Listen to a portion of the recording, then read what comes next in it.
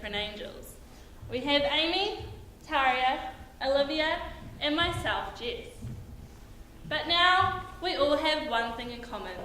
We work for Charlie. We do what nobody else can. We go where nobody else dares.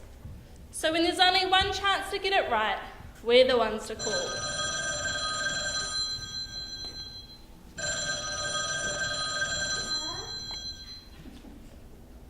Good morning, angels. Good morning, Charlie.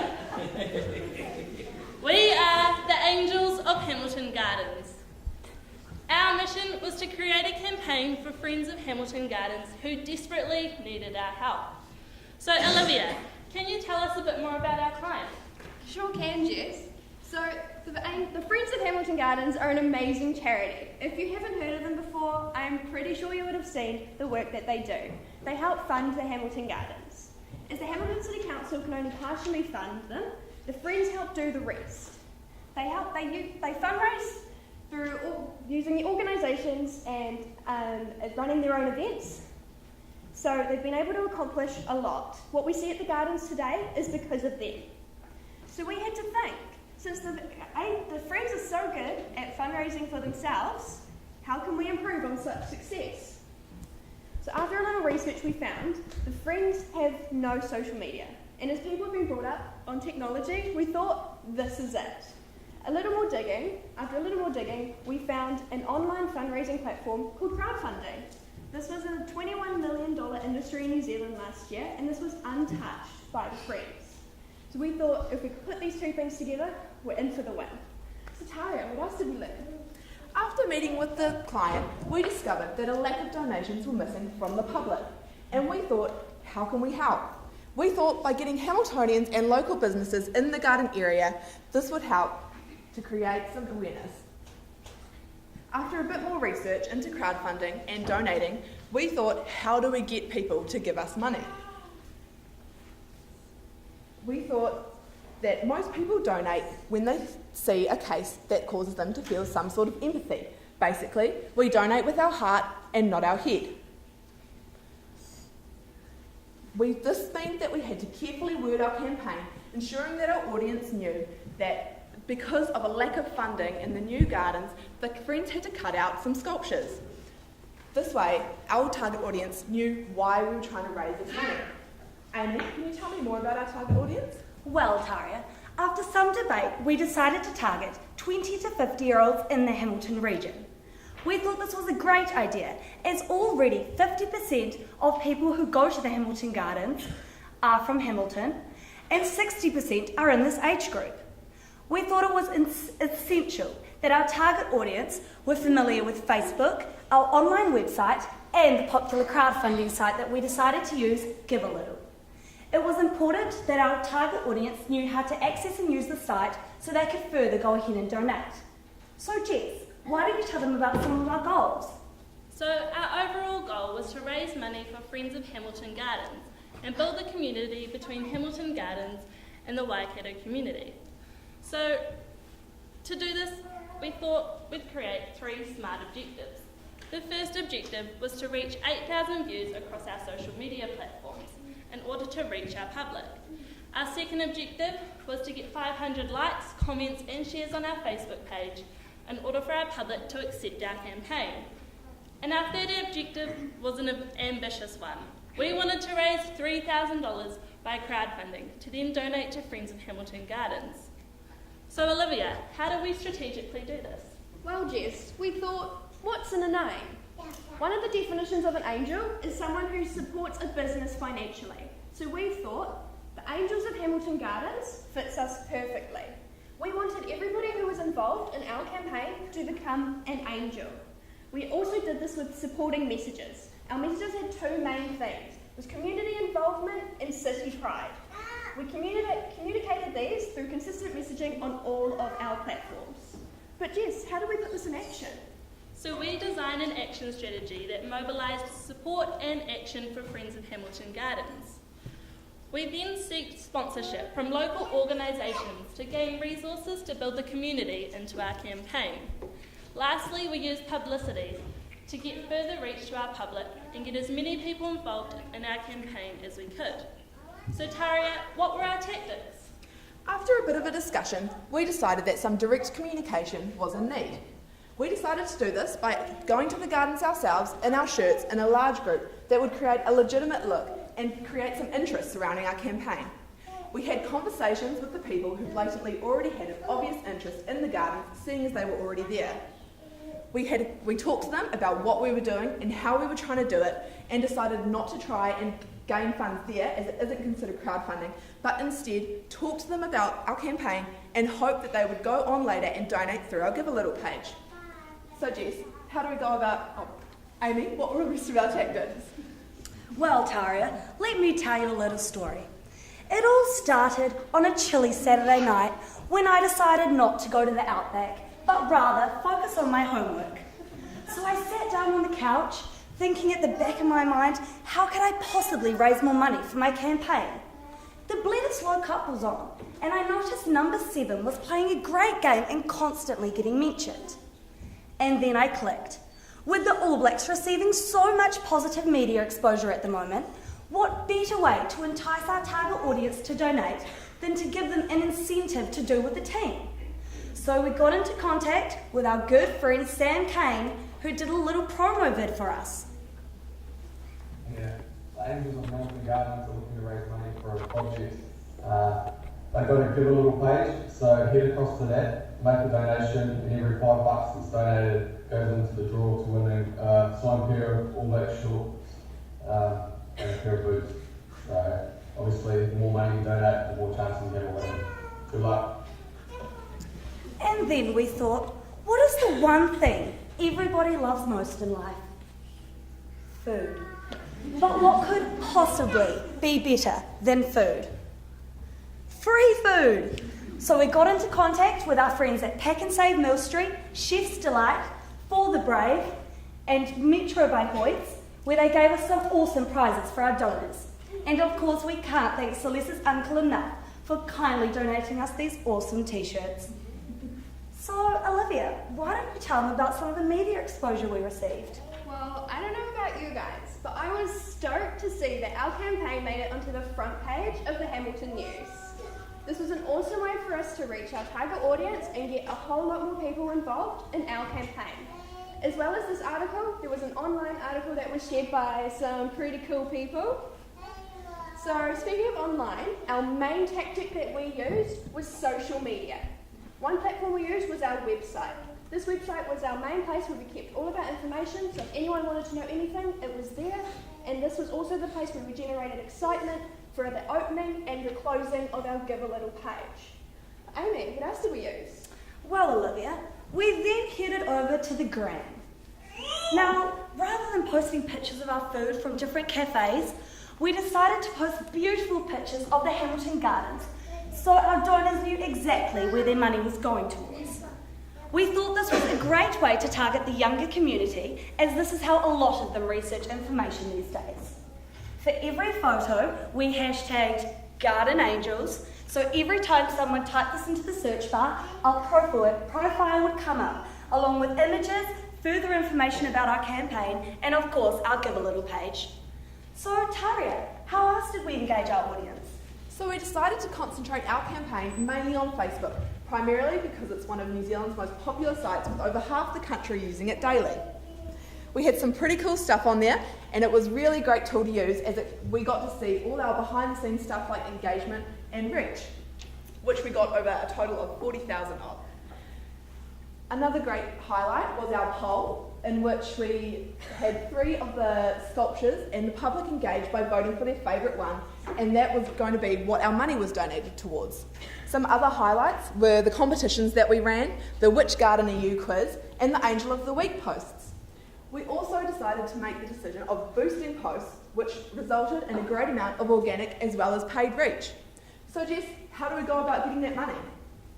So the crowdfunding site we used to raise money was Give a Little. Now I'm sure many of you have heard of this website. It's owned by SparkNZ, so it was a completely free to set up the page, and this page was open for a total of 20 days. and we were lucky enough to get 136 generous donors, and altogether in that time frame we raised a total of $3,020. So on behalf of the Garden Angels, we would like to say thank you to all those that supported and donated money towards our campaign. We could not have made this goal without the generosity of the Waikato community. So, to end our mission, we would like to invite Virginia, the President of Friends of Hamilton Gardens, to come up to the front and accept this cheque of $3,020. We look forward to seeing the giant tap in the Surrealist Garden, which will open in 2019. Thank you.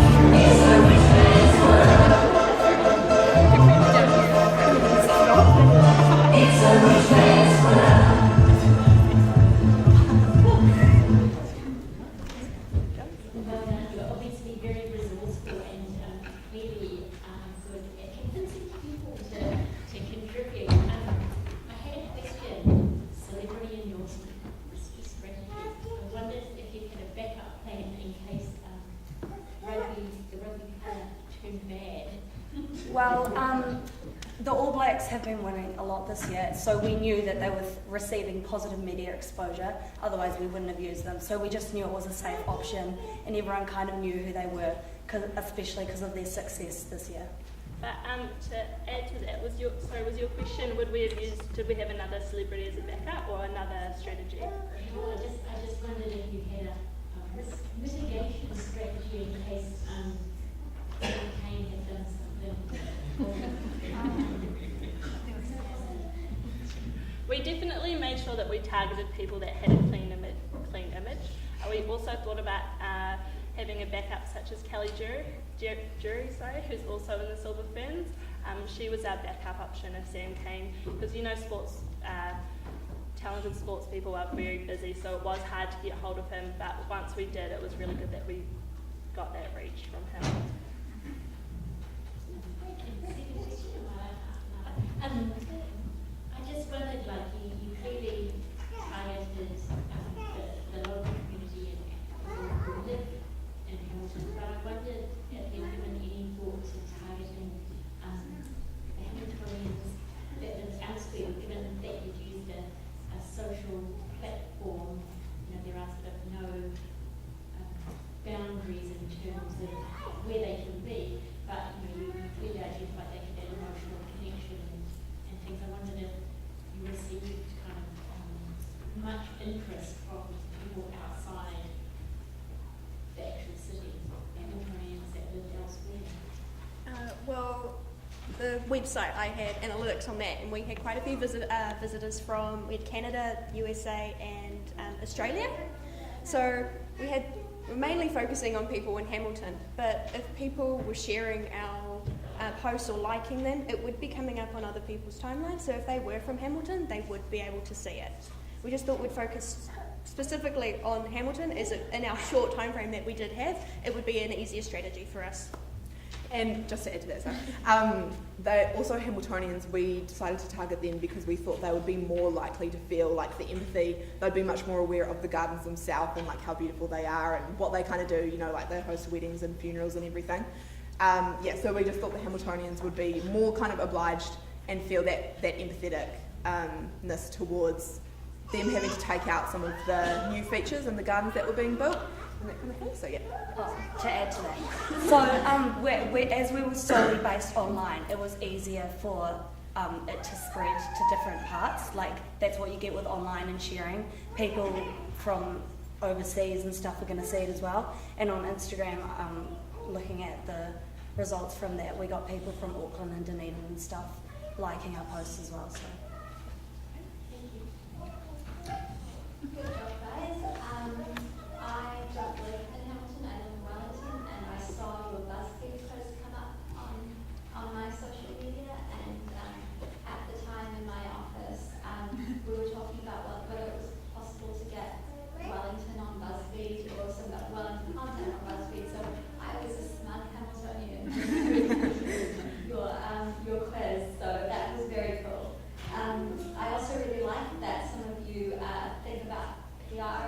on a Saturday night while you're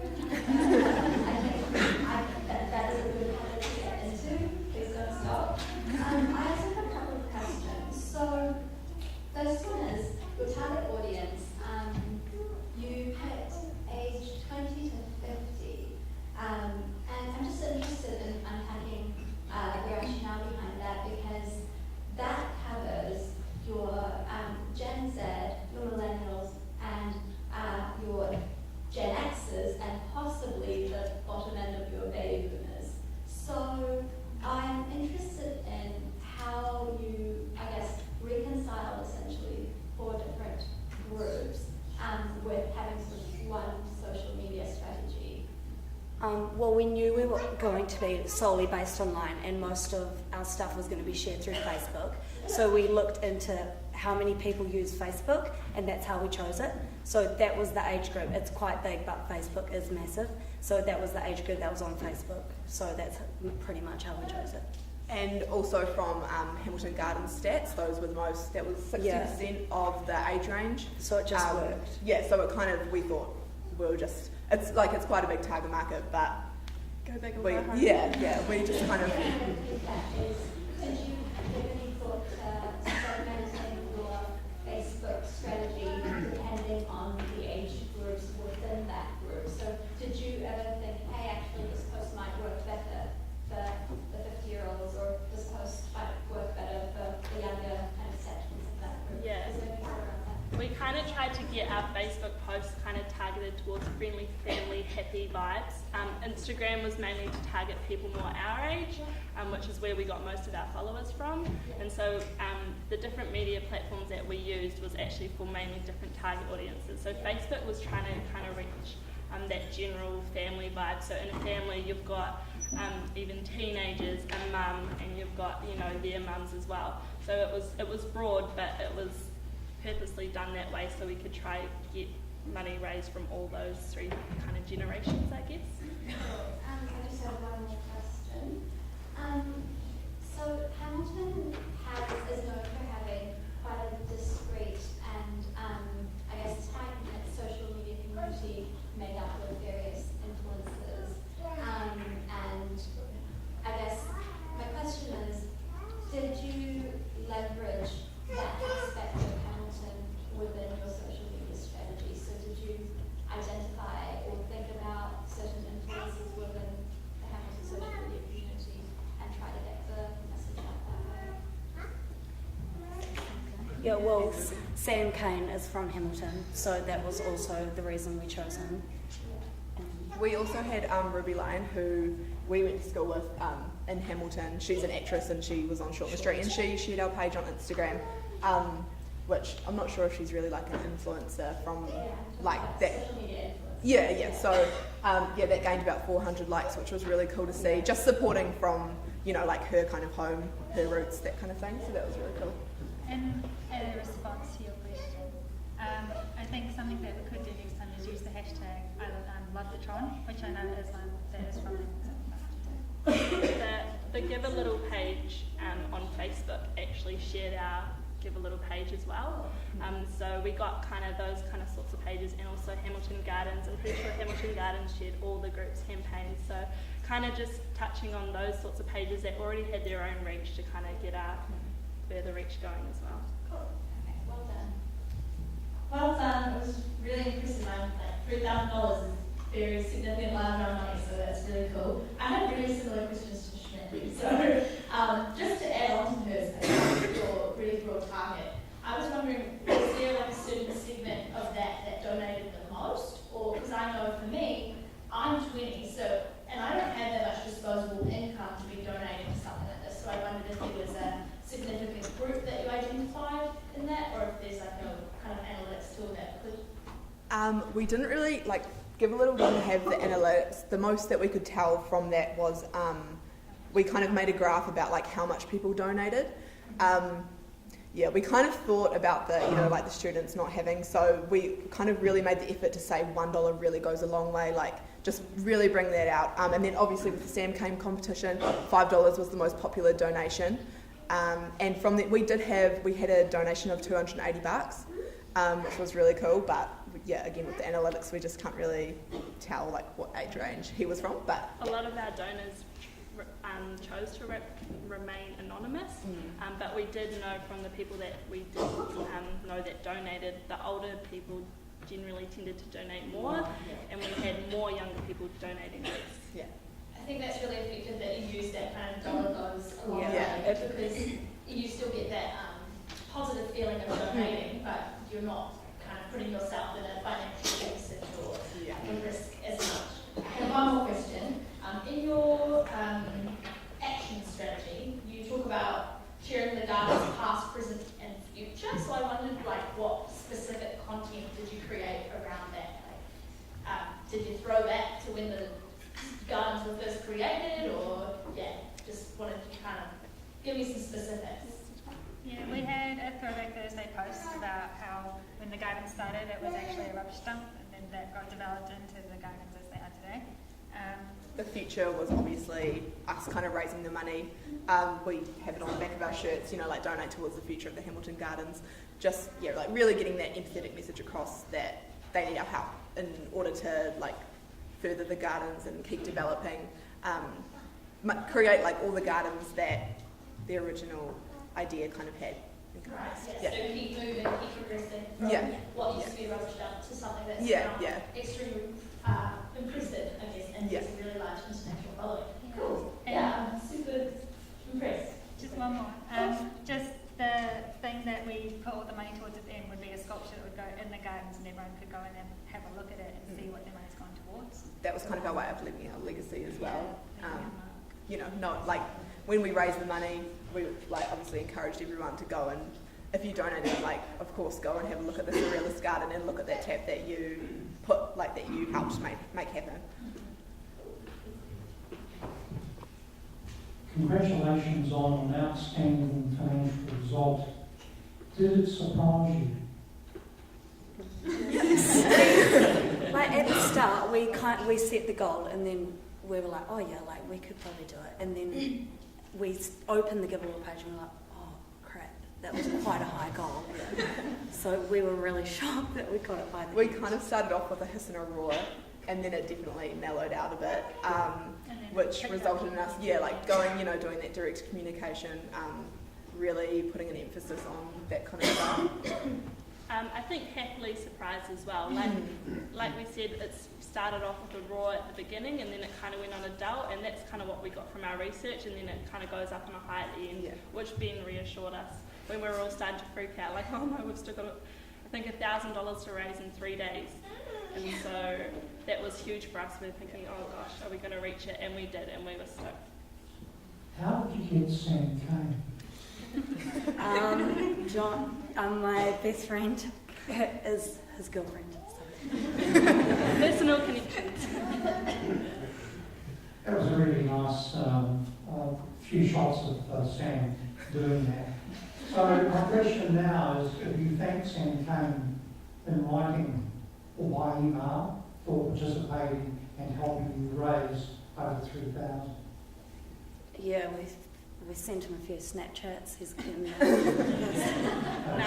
We will send out emails to all our sponsors that did help us. We did have a few, as you saw in our presentation, but we also definitely thanked him in our post when we posted the actual video.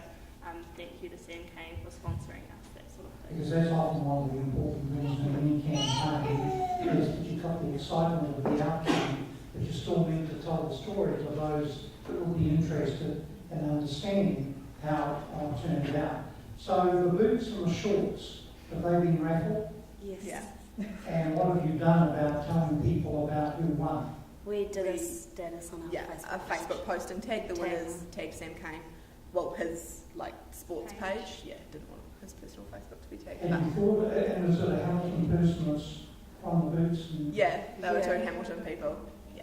And have you thought about going back to, I think, Hamilton News and offering them the follow-up story about someone in the boots and on the short, in the shorts? They actually contacted us wanting to do a follow-up article. Yeah. Follow-up after they interview. published. So we'll be doing that. They were meant to be here tonight, but they sent us a message saying they couldn't be here, but they're getting in contact with us tomorrow. So. Okay, that's right, well done.